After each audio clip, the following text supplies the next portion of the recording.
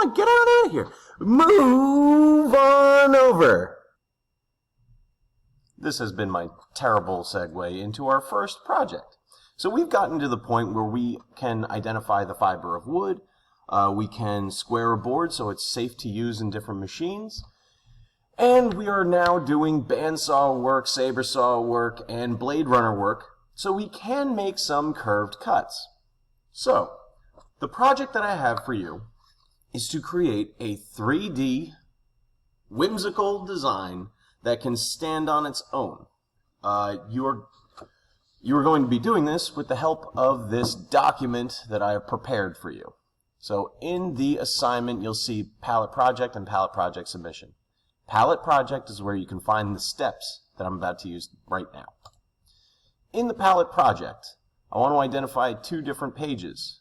Page 1 is Materials and Processing 1. Page 2 are examples for that project. Page 4, I guess, is Materials and Processing 2, and then examples are below.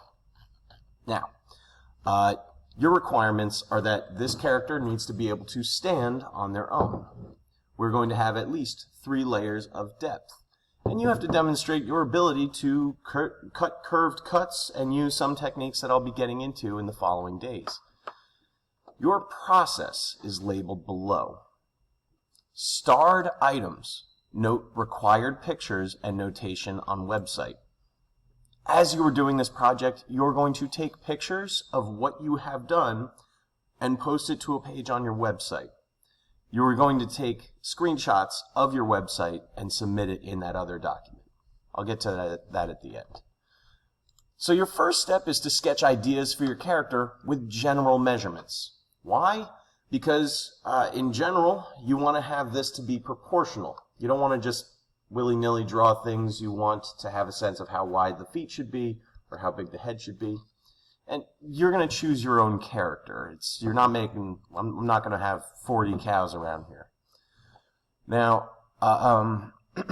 when you're deciding how wide this should be, you want it to be fairly small because the width of our planks are 3 1/4 inch. Now, I'm going to show you how you can glue pieces together so that you can make larger pieces. However, you want to be designing with your stock or your wood in mind. How would this look? You would do a better version than I did. But here, this is a general sketch of what I want it to be. Step 2, you are going to identify and sketch at least 3 parts, because it's got to have 3 layers of depth. That will make your character with general measurements. Now, for this cow example, you can see I've broken it down into part 1, part 2, and part 3. You'll want to have measurements on these because you want them to be proportional when you bring it to your stock. Here, if you look at the cow, part 1 is this back portion with the head coming out the side.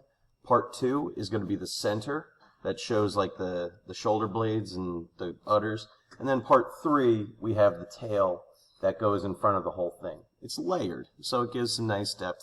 It makes it more fun.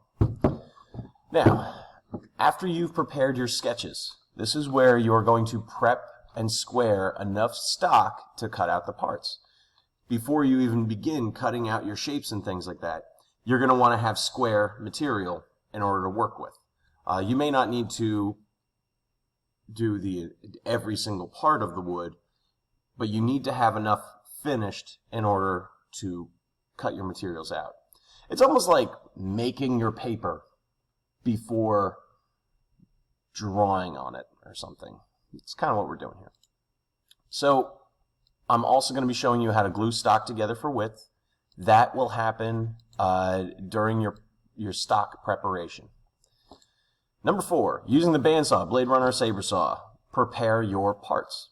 Your individual parts that will be fastened together to make your character.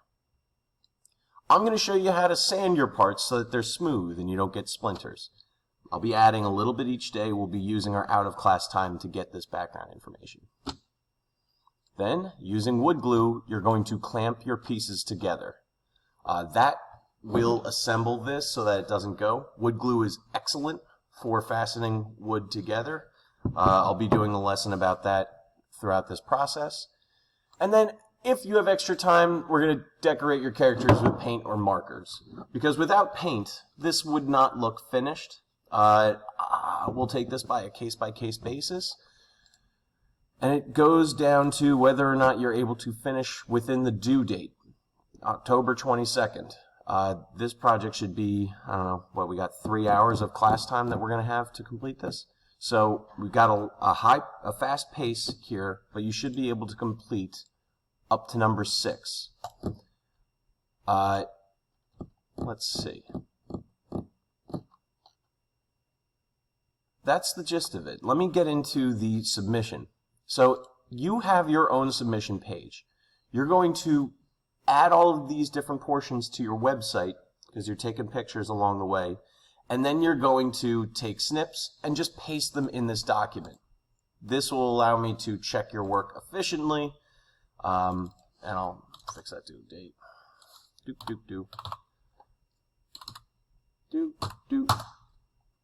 If you have any questions, please check in with me, and I'm happy to help during office hours.